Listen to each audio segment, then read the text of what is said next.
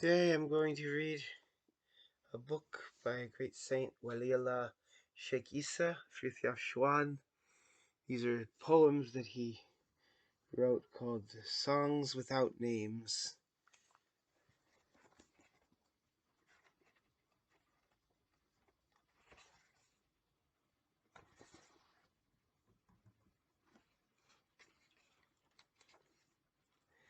Why are these songs without names? The poor wrote them down as they came. He did not want them, they wanted him. Who knows when they will end at the Lord's behest? Fundamentally, each aphorism conveys the same message. Symbols can meet and unite. Songs without names. Birth and death, this is one thing. Separation through the force of destiny, this is another. Between the two, life's long struggle, and God's word, think of me, and go thy way upward on the sacred path from thee to me. See, life's poles are the frame, for a path leading from illusion to the tree, a path from the dream of life to the self, to the we. Ye think that there are human collectivities, historical relationships, how so? In reality there are only individual souls, dream veils, individual joys, individual pains. You are born into a world, and ye take it seriously. History seems important, but ye forget that one must die alone. The coming of God reduces the illusion to ashes. Cogito ergo sum. The fact that humans think is not a proof, but it is a sign of the Most High. He who needs proof will never reach truth's meaning or its being. Immortality, because God the Most High is ye doubt, because ye know that not that ye do. Not only revelation, but also experience teaches us there exists on earth a heavenly power that can help and with which we may talk, yet seem but sternly but kindly watches over our actions. This is certain even though the earthly world is divided into good and evil. There are people who love and hate each other. Thesus estine, we are not abandoned. In the beginning was the Word which created all things. Then there is the heart wherein the Most High dwells. This is man's meaning and his happiness. Understand, O man, that creation is worthwhile. Here below and hereafter two different worlds, not only as earth and heaven, but also in this earthly life, the outward and the inward. Refuge in the inward is the wise man's way. The question is where may the grammatical. Sorry. The question is where my I is to be found. Among men, where must I dream? Where I must dream, or in the sign that links us to God. Paradox, we are in earthly life for the purpose investly of striving toward heaven. We have been imprisoned in nature's law so that we may transcend it. The meaning of existence, why dig for wisdom when it can only have this one meaning? All possibility, from it stem the many things that we see in the world and in life, all destiny's colors, joys and pains, in Maya's unfathomable play. See the color splendor of the many birds. Here are the red ones, there the blue and yellow. God did not make us from without. Each living being willed itself. God said, I was a treasure, but no one knew of it. Then came the world, which had to know me. Certitude is being. When it is reflected in the uncertain space of our thought, being reflects itself therein because this space calls it, a longing call out of its earthly dream. Thought's longing is its essential content. Though thought summons being, its own self comes soon. I would like to stand before the sun, conscious that before God it is a grain of sand, or a nothingness. And this is important. I see the sun, but it does not see me. So know, O man, it is not what thou art. Never mind if they call thee a heathen. The sun is the true image of divinity, the divine feminine. A wise man said, ask yourselves, who am I? This is not a path. The wise man meant himself, describing his spiritual substance given by God. but it is not your substance, simply because ye think the same. One cannot without God reduce the world to ashes. By its fruit you shall recognize the Spirit. Though thou hurriest along a path following the desire, someone calls stop. Thou standest as if spellbound. Then it is when in the midst of thy dream the Spirit pronounces the name Most High. Thou stoppest, thou rememberest what thou art, what being the meaning of all things is. The Spirit like an arrow flies into the all. Like a crystal it stands still in being. You ask how the soul should be molded in order to attain the highest goal. The fundamental law all pious peoples know is pure intention and humility and then prayer. It comes from the real, and it has many levels. The deepest prayer is the call of our heart. Say not thou art at the end of the path. Ungraspable is the goal, infinity and thus endless, and divinely more than what thou knowest. When one combines the all with the not, one has the rhythm that bears witness to both. Meander of prayers, tremor of the heart, combines God and the world, constitutes life. There is no need to describe water when someone is thirsty. So said a pious man. Water must be drunk. Syllogisms are wordless. They cannot reach the great mystery. People may believe this, but it is wrong. If it means that thought is useless for realization, without a keen mind, God will not give us the highest lights. Truth is clarity. It is the highest place. Does not the scripture say, in the beginning was the Word? Truth is everything. Altruism is the hobby horse of many mystics, for whom the eye is sin as such, and hail to the error if the eye has been hit. There is no right but that of truth. Love of truth is the beauty of the soul. I am too tired to think of God, someone complained. I have no more strength. What should I do? What shouldst thou do? Thou shouldst repose in the fragrance of far-off God-remembrance, just as the pariah who did not dare to enter the sanctuary nevertheless became blessed, because from afar he contemplated the temple's roof. What does the mea culpa mean? Not that I am the worst of sinners. It means that evil touches my soul. May the grandfather help me. He is mighty free. Why then, my fault, on both feet steadfast, thou shouldst close thyself to the evil one. The culpa can also be in a man's very substance. The mea culpa shows he can be cured. And may the great mystery grant that even on this earth, ejaculatory prayer may still become a felix culpa. Obligation is compulsion. Unfree, but also free. Free obligation is necessary willing, when duty is in harmony with the impulse of love. Then to act is a pleasure without the gods being angry. Why was Suleiman so misunderstood? He was the temple builder, and more than he was the wise man to whom the Balkis journeyed, and who had temples built to all the gods. The essence was censured by the form. Its advocate had ploughed the ground too deeply. The Bible wishes to speak to the average man. If thou seekest the kernel, thou must break the shell. Old men, they say, are of sad disposition. A butterfly delights a little child, so why should not the same delight the old? And cannot the little child also be sad? I am not trying to invent paradoxes. Both could have had good reasons for both moods.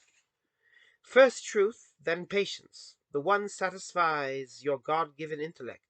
The other is yourselves. The one is the light of the Most High. The other is our life. Light, life, light.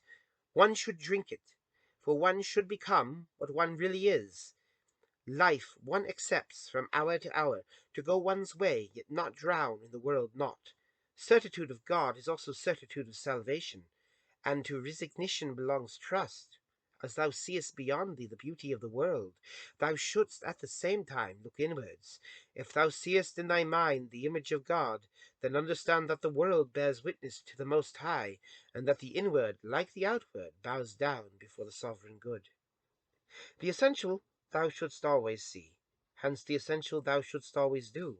The essential thou shouldst always hear, and in the essential thou shouldst repost.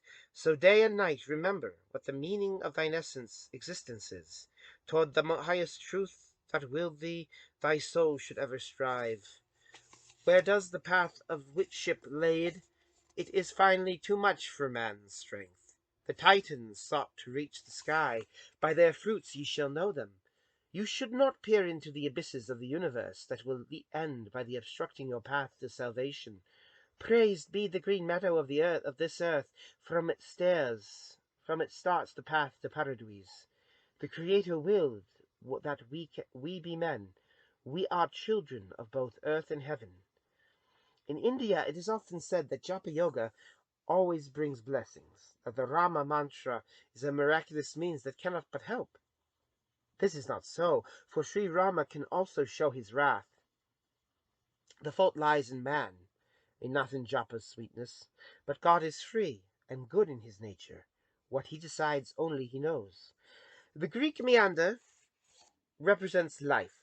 With its to and fro, its outward, its inward, it is yin and yang. But in duration, this is how the fates spin our destiny. A twofold movement endlessly repeated. This is the meander's meaning. A constant oscillation. Firstly, the intellect contemplates being as such. Then it also sees beings and things. The change shows us how the forms of existence forever interlock link by link. Nothing on earth stands alone by itself. He is wise who sees the wholeness of things, the world and time a never-ending meander, alternatively uniting and separating. The world should appear to thee as one in all, and conversely all in one. Vertical line and horizontal line, synthesis and analysis. The latter is secondary. To the former, thus whose thinking is immersed as multiplicity, stress the analytical point of view. Synthesis seeks to put illusion aside. Analysis seeks to encompass everything. Certitude, and from it serenity. This is the soul and the measure of all things. All in one, and one in all. This is the sign of a cross that measures the universe. Horizontal and vertical. Animals walk horizontally. Man, so it seems, walks vertically. His heart walks horizontally. This is his portrayal of the human state. He closes the door to himself. There are also animals that like to stand vertically, a play of nature as if by mistake. So many people are but fragments, pieces, but the grandfather intended man to be a whole. God's image cannot be a fragment. Man should remain as the Lord made him. The more man cleaves to his ego, the more he constricts and impoverishes himself. Knowledge, devotion, and noble character, a sense of beauty make the soul complete. It is astonishing how seriously people take themselves and their illusions amidst the perils of this life, not seeing how small false greatness is. Cervantes saw through the whole farce. There was a child whose toy was broken. It seemed to him as if the world had come to an end. The child did not remain a child. He became a man. He no longer had any desire for that toy. That it is with life and with the world. Blessed is he whose heart contains something infinitely higher. The city of Paris was the love of my youth. The old streets near Notre Dame, dream wanderings full of longing songs. There it was that heaven's grace came. In a small room under the roof. It was there that a call from the Most High awoke in me. And then came Africa. God, let destiny weave several lives into my existence. The town of Mustaganem, dark blue sea, a golden land with palm trees, and the masjid. A few white houses, pious people clad in white. Then yellow sand as far as eye can see, the dervish brothers who look toward the inward, the holy shaykh, to whom I had been brought, static dances and long litanies, radiant days, clear star-filled nights. Blue means depth, contemplativity. Red means intensity and fervor. Yellow is joy, a ray of happiness. Then there are innumerable combinations. The web of the world, made of form, colors, sounds, wants to divide and yet to reconcile. Earth's splendor testifies to the celestial. The world is made of the footprints of the gods. If thou seest the beautiful, which enraptures the soul, do not think it mere vanity and illusion. Think that God is radiating his nature. The world partakes in the ardor of his love. Then think of the essence, look inward, and thou wilt gain beauty's eternity. When praying, dream not of the earthly beautiful. The soul should grow accustomed to death. Tashbih, tanzih, emptiness after fullness, so say the Sufis. After the image comes silence. When the soul was fertile, primordial man had no reason for hunting. When there was game in prairie and wood, he did not have to burden himself tilling the ground. Ask not which of the two is better. Both hunter and farmer have their nobility. Each was priest, each stood before God. God's blessing alone do I call wonderful. Whether thou art farmer or hunter, what makes that noble is what thou knowest of the Most High. The eagle feather, a tribal native of Big Turtle Island, once said, means the presence of the Great Spirit. The face of our heroes is surrounded by a circle of feathers that lifts us up to the sun. The red priest holds an eagle feather, or an eagle fan, in order to bless, or to chastise.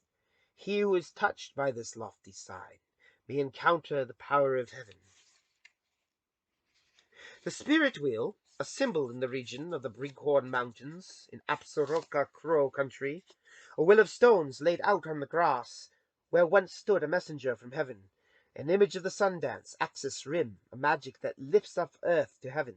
The wise man brought the sacred down to earth, so that man's heart could become a sun. From the horse comes that kind of soul that one finds amongst proud riding peoples, Mongols, Big Turtle Islander tribal natives, and Cossacks. Men from earth's heaviness has disappeared. Early or late, man became brother to a noble animal that returns his life beyond the burden of trudging on the earth. The rider dreams of becoming an eagle, fearless, racing, combat, and proud singing. That is a station that is even higher, when thy soul feels the nearness of the Great Spirit and forgets in the God remembrance. Although I am indebted to Shankara, I take pleasure in the music of Spain, Russia, the gypsies, and the tribal natives of Big Turtle Island. What is the profound meaning of this contrast? Extremes meet, and not only as regards form, the dance song is vertical of deep insight. The Bible gave precedence to those who plant, and not to those who hunt. The Jews were farmers, and at the same time God's people. Their worship eventually took place within a temple's walls. But a building too is somewhat transient. Only the dark wailing wall remains. And yet the last stone of the ruin can convey blessings and be a temple. And so the last breath of the revelation contains the whole, just as does the smoke of the sacrifice. The name God, if one had nothing else, contains the entire soul of man. What paradises are, one knows well, for one has read about in various holy scriptures. But how the many miracles may be, who can lift the enigma's veil? What does it matter if the scriptures conceal many things? The meaning of the heavenly world is bliss, and it is certain, since we can perceive the true nature of things in the depth of our heart. If only we knew that deep in our heart, Paradise is calling us to fulfillment. The immense river of the whole Veda lies in the one sacred syllable Om. Say Om, said Shankara. What more dost thou wish? In the smallest drop of water is the sea. The universe is a measureless book in which the mysteries of all beings are inscribed. One knows them mostly by hearsay. The eye of the heart can solve the enigmas. It has often been said that deductions made by reason do not reach what the gaze of the heart can see, yet thinking may awaken this gaze. If one protects the mind from error, it is foolish to despise syllogisms. It's essential that our heart should see. In Japan, one calls tomoye a circle in which three round fields intertwine, a threefold yin-yang, yellow, red, and green. The world playfully divides it into three zones. So also the microcosm, our spirit, which radiates, glows, and rests, three existential rays, each of which points to the Tao. The white man's starting point is clear thinking, whereby the light of the mind may reach the goal. The yellow man starts from experience, then comes the light, the goal is the same. The white man hears, the yellow man sees, both are philosophers, in different garbs. The world of the first, dialectic and music, the world of the second, a look into nature. We like the fullness of long didactic poems. The East Asian loves the stillness of a landscape. Why did the tribal natives of Big Turtle Island always fight one another? Why did the samurai also do the same? For reasons of virility, let no one think that a proven man is like a woman. The Kali Yuga is what it is. You should not blame the inevitable. The fact is that in our times, no better way was found to show that one is a man.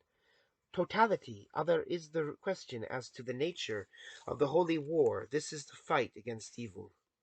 Is it not strange that in antiquity the world was so heartless? What is the meaning of cruel customs? The ancient law of sacrifice. Because repayment seemed to be the will of the gods. In latter times it became apparent. The most agreeable sacrifice is the soul, the strength of love that gives itself to the Most High. Certainly the sages already knew this, but the general faith was drenched in blood. God said, "The best is that ye remember me." Be not surprised that Krishna, Ibrahim, Musa, and Muhammad, who brought blessings, were also warriors. Despite their gentle dispositions, they had to be harsh in a world of harshness. The wisest messenger cannot save the wicked against their will. Even the sages, who did not condemn harshness, they let the guardians of the law prevail, declared purer than the Ganges is the river of truth. The best sacrifice is Om. It is said that fear alone maintains the world, that threat prevents it from falling apart. Sad enough, but forget not faith, lest the law should pierce man's heart. Have faith first. Good men must suffer under the bad, but both should be helped. If one wishes to help the one and the other, one must rely on God's saving word. It is said, in pain shall women give birth. Does this mean that God indulges her husband? By the sweat of his brow he has to plow. He loses his life in senseless wars. It is true, a curse lies over this sinful earth. Each sex has its own burden. If something makes thee suffer, then think that God is calling ye to think of him. He wishes thee to be in his proximity, as he is in thine. He does not wish to hurt thee. The strength of the bad, the weakness of the good. Who would suspect that their interplay? History demonstrates the guilt of both. For the sins of both, the world is perishing. What is called good is relative. There are those who resist evil, but do so late. When they cry out for help, they are soon overrun by evil. Strength is something that demons too may have. In the good, strength takes the form of a virtue. Say not that man may seek God only in trials. For the wise, joy, too, means God's proximity. Think that in happiness grace eludes thee. In pleasure, too, the Lord calls thee to himself. What is nobility of soul, in the absence of which ye drink but poison, albeit from a consecrated cup? It is the profound wish to receive the essence of things, and the Great Spirit's activity in the world. In this lies the death of the lower instincts, yet also a resurrection, love of the great mystery. It is astonishing how the manner of expressing the truth can deviate even on the part of knowers. The reason is that in spite of their capacity for knowing, they do not know the art of complete thinking. You may say that walking and dreams are both illusions. The question here, in which respect? You perceive Maya's illusion. You do not have a lease on the essence of truth. For everything depends on the particular viewpoint that is the principle of your perception. So do not think that one can promote the relatively true, as if it were the metaphysically certain. If you think that the universe is within us, or that it is the products of our thinking, Then I cannot give you my attention. Understand that I wish to be spared anything further.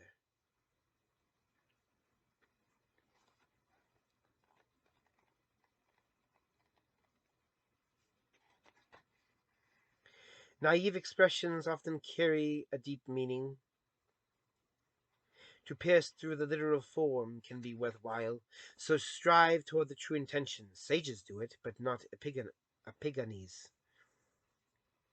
I think, but I do not brood.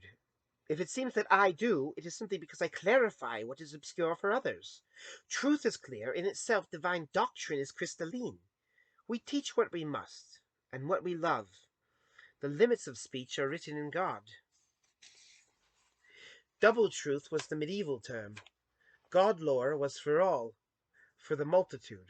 Philosophy, as it was called, was for those who saw further than the narrowness of dogma, and yet held firmly to their faith. On its plane and within the limits of the law.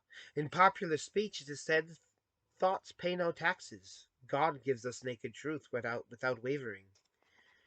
To think is natural, unnatural. It is to think too much in too short a time.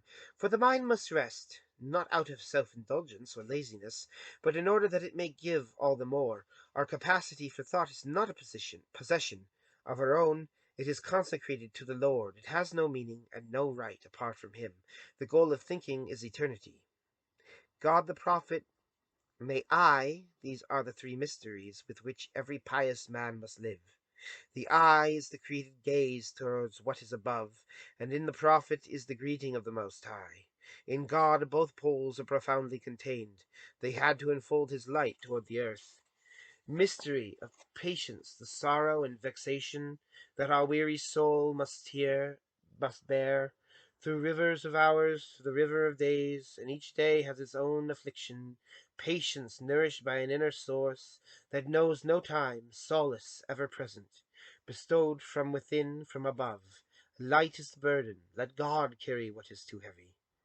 Mariam is the image of the seven sorrows, but she is also the image of God's joy. She is the archetype and model of our soul, archetype because she is purity, and therefore model holy patience on every path.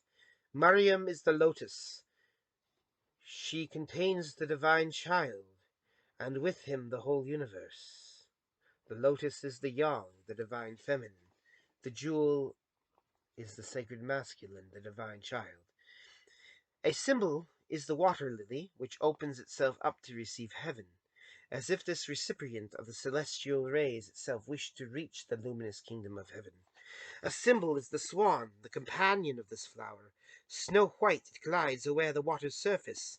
O Mary, the soul, freed from idle passion, ever remain its archetype on the waters of life. One was vexed and downcast, both outwardly and inwardly. Many things for which he had toiled had not been successful.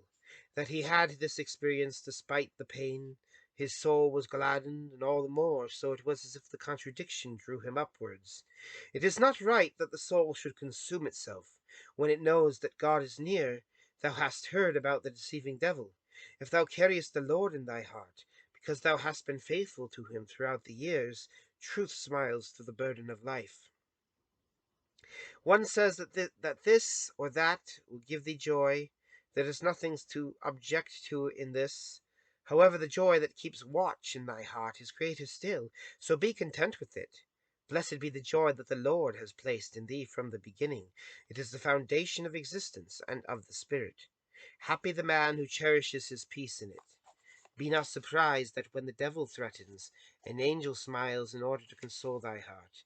Pure being is more profound than evil's misery. Even in blasphemy there is God's love. Thus said a sage. What he meant was that it is impossible for the path of evil to elude the Great Spirit. One knows not whether the world is a vale of tears, in which some scattered joys are to be found, or is made of pleasures without number, in which all sufferings vanish like the wind. It is immaterial where the truth lies. The world and life are what thou art. The good, it has been said, is an absolute, and so the pain of punishment is merciless, and this overlooks that compassion pertains to the good, and that no soul can be totally bad. With what measure ye mete, it shall be measured unto you again. Let him who is without sin cast the first stone. Nevertheless, the judge must represent the law. He cannot forgive the wicked man's deeds. First be reconciled, then offer thy gift. Does this mean thou shouldst abstain from judging and no longer see what is good or bad? Thou mayest surely discern, but thou mayest not hate. Think of the bliss of heaven's meadows. Bitterness does not exist in Paradise. Are there flames that blaze eternally? One has to threaten with hellfire. Because evil people exist, it had to be described as an absolute and not be minimized. For the real of the wicked and the protection of the good, God's rods strike according to his will. The heavens are segments from rim to center, and each is divided into levels. Religions are different worlds, but they have similar prayers, similar invocations. People who are united in the self-same love, for they all live by the Great One. There is no mass without energy. How could one question this? There can be no existence without power. Without the luminous waves, the creative will, physical proof is doubtful when it distorts the nature of existence. The metaphysical axiom suffices. Number is without limit, it grows and swells, such is the world. Who can count all things? The fraction which endlessly divides the one. This is the way the sages have chosen, the way inward rejoice within the space, which frees and makes thee infinite.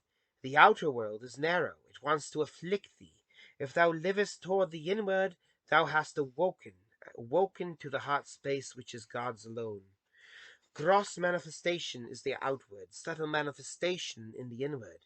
Matter and psyche, corporeal forms. Throughout the universe, then powers of the soul, which are supersensory, cosmic norms. The last judgment, everywhere the corporeal is absorbed into the subtle. The world passes, but it returns later, as if newly created from a window. The earth is spoiled and poisoned. It is like lead, black and heavy, can never again be pure and renewed, except by dissolution from above. You may know the essentials about the future, but never attempt to see the details clearly, for they belong to the real. In his hands lies everything. He alone has to build the world. In earthly existence thou canst not avoid suffering from the poisons of evil thorns. The serpent was already there in Oscar's time, Adam's time. The evil one thus dwells in every soul. Beware that in this bitter jealousy he does not rob thee of thy faith in God. Holy indifference is always the best remedy. When thou listenest not, the enemy cannot enter. The scales of the great mystery thou canst not understand. Small may be the reasons for salvation, small those for damnation. Great may be heaven's indulgence, a ray from an aspect of the universe, according to the possibilities of destiny. A grace may take effect which pardons beyond measure. Prose is fresh, unfettered thinking. Poetry seeks to give us speech and beauty. Epic poetry is symbolism. Who will kill the dragon? Lyrical poetry is the nostalgic song of Krishna's flute. Prose is thinking, but prosody thinks about music. It is the transition from walking to dancing. It is overflowing. It transmutes form into drunken melody. The hands of man manifest his heart. Whence the mudra of the priest, a power of blessing that links the earthly to the heavenly, or ray of wrath sent by the great mystery. An instrument may prolong the priestly hand, such as the dorje and the vajra, which, combined with the mudra, bestow the lama's blessing on the soul, and the prayer wheel that is turned by the pious. The blessing is blown over the whole world. Southeast Asia, celestial dances that came from India, mostly from the Ramayana. Beautiful dancers, little girls, charming children, but their art is difficult. Temple dances, golden images of the gods, with gamelan and ancient Hindu melodies. Static dance, almost motionless but enraptured, like the stars that circle the heavens. Build the temple, not the Tower of Babel. The fall of the Titans, many fables confirm this. Noblesse oblige. I must not remain silent. If thou wilt build something, then build thy soul. What animals build is not a new creation. Only Homo faber can freely invent. As the image of the real, he seeks to proclaim anew the world himself and the real. Man, man needs canonical prayer. God wills, but we think of him in a rhythm. Certainly we can go freely to the Most High. Nevertheless, the great mystery wills to guide the steps of the people. For if the individual wishes to enjoy the Lord, thou must be a framework for all. The Lord's Prayer and the Fatiha, and long before these the Shema. If thou were not divine bread from which to live, the possibility of wine would not exist.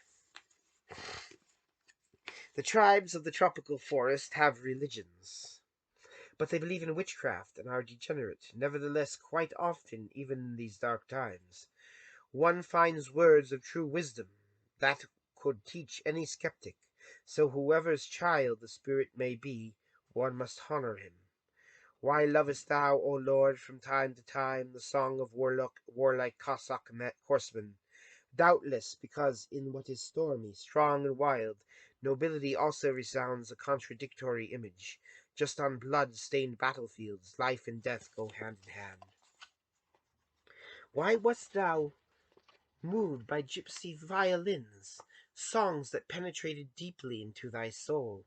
Why is love woven into thy heart, and every longing throbs an urge to the above? Sun, gold, lion, honey, pheasant, sunflower, bee, and the corresponding human types, it is as if the sun shone through their faces, then moon, silver, and snow, a glowing but softened, subdued, a family of mild things like moonlight, and like the water lily and the lily, Purusha and Prakriti as signs of God, which penetrate through creation a thousandfold. Burn what thou hast adored, adore what thou hast burned. Thus spake a preacher to a king, a heathen who understood nothing of faith. The king from a Germanic tribe became a Christian for his own sake, and not in defiance of his forekin. Many things happen in this world, but never will the nobleman deny what he is. Metaphysics speak of final things, which transcend worldly phenomena. Cosmology speaks of the latter.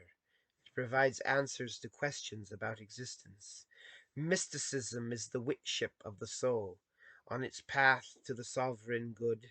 Psychology treats of the fabric of the earthly soul, and also of nobility. Why does the god lorist know what does the god lorist know? Spiritual realities, but seen from the angle of a particular faith. The divine being, then his holy will, so that man may fulfill his life's duty. Literalism must be the work of Scripture, otherwise nothing of the message would remain. Metaphysics, said a Jesuit, is a wonderful thing, but it is not necessary for salvation. See to it that thy soul do what is right. He was right, but only for himself, not for the philosopher, not for me. I do not offer empty words. Metaphysics is a way to salvation. I quarrel not, and I let others be. Nowhere can anything better than truth be found. Nothing can rejoice the spirit more than this. The highest truth is the being of the real. Why repeat things endlessly? We do not do this. Consider a mountain in the country. Its many different aspects are without number, yet it is one. Thou walkest round its rim. A single word branches out. It becomes finer. In 1,000 words, the meaning is but one. Thou canst see the same thing in the religions. The true wishes to dwell in different places. Each poem has its own argument. It seeks not to contest with others.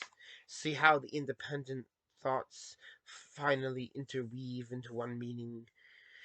No one composed a single saying, each truth thought itself. In the face of the real, I seek to know nothing. For what I should know, God knows it best. The most high wisdom contains the essence of all things. It encompasses the world from east to west, from the first day to the last hour. The eye is like the moon, now big, now small. The sun remains true to itself. The real is pure being. In the face of the grandfather I can lack nothing.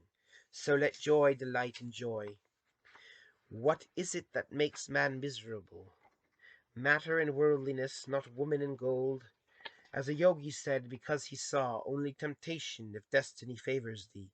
It can bring thee the best wife, and without money no one can live. Matter is impurity and brings suffering. Worldliness is not mandatory. One can abstain from it. When passion is combined with profundity, or joy of life without melancholy, see how enchanting is the rapture's melody, because it is based on the profound mystery of existence.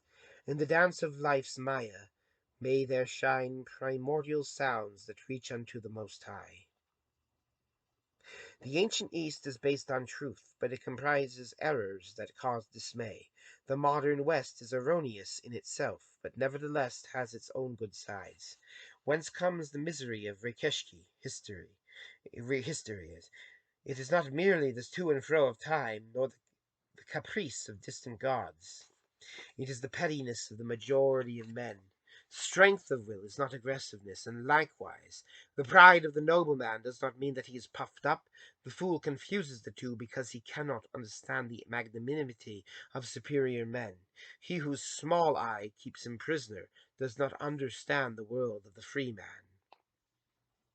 One of the things that makes us happiness is to give happiness to others. Who can enjoy happiness without sharing it? Our friends should experience the peace of one's soul. The sun shines and the heavens give rain. Like this shouldst thou also give of the riches of thy heart. Love is not mere sentimental play, it is also the wish to benefit the other soul. Whoever truly and selflessly loves someone will protect the person's God-consecrated heart, taking and giving during life, but with a view to immortality. If thou sawest the dance of hips and breasts, the face as if 'twere sunken in deep sleep, as if she nothing knew of earthly life. If thou sawest Layla, how her body sways, as if about to soar to this world of light, she would lift up thy soul to heaven. Thou wouldst think, if only my heart could learn to dance in God's nearness and far from earth. Whom God unites, let no man put asunder. Thus it is said, but whom does God unite? Not always what seems opportune to parents. Not a he and a she who cannot love each other. Blessing cannot be a pious lies. It is found deep in the nature of things. Love, it is said, lasts only for a time, but within itself love carries eternity, and in this deep indwelling lies the possibility that love will conquer time. Father, forgive the sinners, for they know not what they do. Most surely, but this does not mean that God will erase every debt, and that the wicked will never have to expiate. For there is guilt, and guilt one comes from an evil heart, but the other depends on dogmas. Wickedness will be condemned, but the great mystery forgives the one in whom he finds truth. The hereafter is not worldly, people say, and rightly so, and consequently it is pure emptiness. Yes and no, one should not misunderstand. There is nothing that the higher power lacks. Let not good news disturb your seriousness. The great mystery always gives more than what his word has promised. The good wishes that its radiation spread. The Arabs told me slowness comes from the All-Merciful, haste from the path of evil. Certitude is the way of the Most High, the light of truth. Doubt comes from the evil one. Propinter ages finem respice. People who also say, slow but sure, and make haste slowly, festina lente. In all your activities keep the end in view. Everywhere there is the risk of misusing what is good. Good becomes a vice when it is exaggerated or wrongly applied. Moderation is a virtue, importuning is not. Love your neighbor. When ye give alms, take care. Let not the left hand see what the right is doing. The master, they say, is a superman. How can I help it if many people love darkness or that I must shine? I am not responsible for today's accursed world. May the great mystery take pity on our poor world. The master, too, belongs to the world of the poor. Self-respect is natural in the noble man, but self-contempt is too in another sense. One values for itself whatever comes from the good. One does not wish that evil power should triumph, for thou art nothing before the real, for his seal is upon thee. Thou art the Great Spirit's consecrated mirror. I know, I will, I can, I do. This is the path to highest peace. I do what my will can. I will what my mind has been able to know. The sacred meaning of earthly life. I know and will that which I am. For I am small, my heart is pure. My very being dwells in God's will. What distinguishes a butterfly from a man?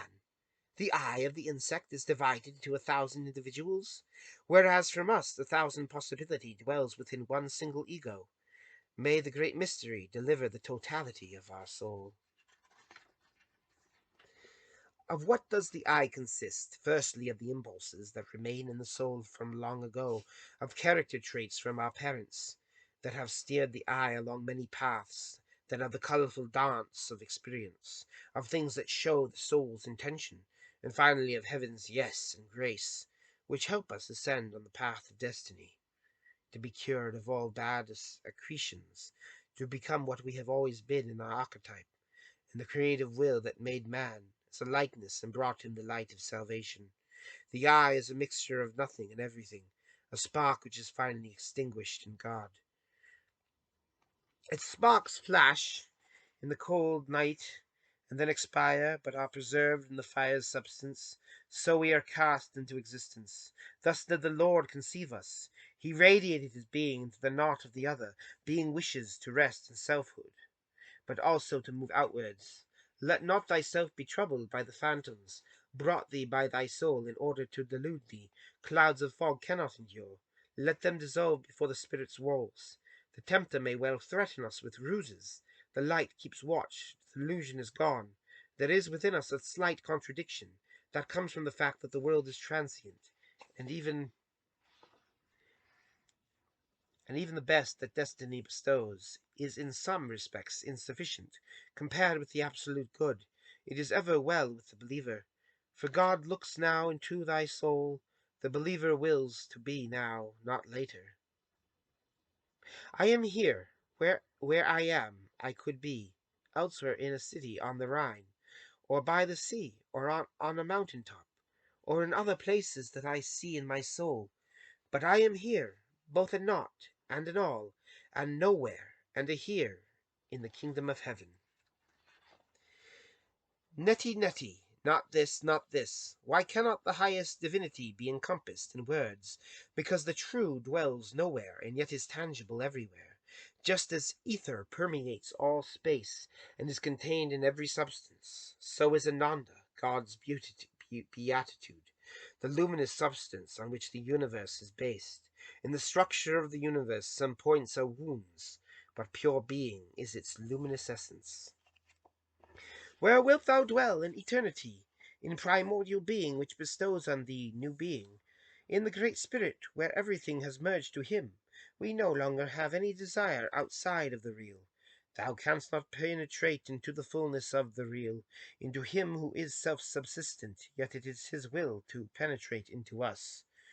Mahapralaya apokatastasis. Two doors has the earthly life of man, birth and death, and each of them is suffering. In life itself there are sufferings and joys. In the hereafter God weaves only one of these. Different things lie in the world eternity. May the Lord grant that ye know the enigma. The final word is beatitude, because beatitude is the essence of the Most High. The Kalka Avatara, it is written, will soon come at the end of this yuga. Riding on a white horse, as at his side will be all the noble pious men who ever fought for the victory of truth. Om Namo Sarva Tathagata Om. Salutation to all the saints of this world. May the illusory world finally become the country of the spirit and of true peace. For thy kingdom come, and thy will be done in this earthly vale as in heaven's heights. Vairagya, equanimity and serenity. I longed for grace. I did not find that joy, it was too far, but blessing came to me and became my own self. An enigma of destiny is man's activity. Its fruits follow in its tracks. The question is whether the soul is made beautiful, or whether it foolishly destroys itself. So hold fast to what makes holy, and flee from what drags down. The best act is the one that mentions the Lord, and sees his presence in the heart. On doomsday it is said, men tremble, frightened to death. God's thunder speaks, but not the one who lets the Most High dwell in him, for God in our heart trembles not. Serenity and certitude, and likewise resignation and trust. Ye should know that this is the path through life's dream. So be trusting and walk on both feet. It is said that the sage is always happy. One should overcome the vacillations of the soul, and already here below one should find, in the earthly play of things, what one will find in the real. In old age one does not have much choice. One always wonders, is this the last time? One has not as in youth before oneself a space that is as rich as the world in its dream. How is it when the soul feels no age? Because outside of time it always stood. In the eternal now that aims towards the heights, thou surely foundest what others did not find. Thou didst not understand what did not understand thee, and thou wast with the great mystery in thy best hours. Thou livest in this world, not in the next. Thou thinkest that thou wouldst be happy, earthly soul, be still, here as well as there. The great mystery is the sovereign good, and he alone. We are in this world in order to manifest the word of truth, and the circle of our way. Say not that we know not this or that, as long as we know that the great mystery knows it. And that was the end of the first part of Songs Without Names by Sheikh Issa, frithjof, and I will see you later.